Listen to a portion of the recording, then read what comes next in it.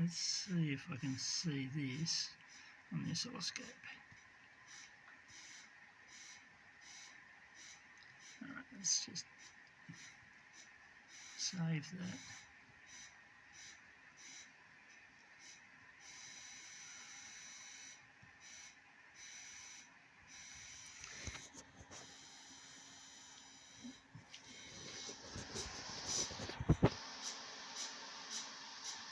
You can actually hear the intermittent misfire, which is the injector's not firing, and I believe it's the ignition not firing as well. So this is the problem with the CDI unit that I've got.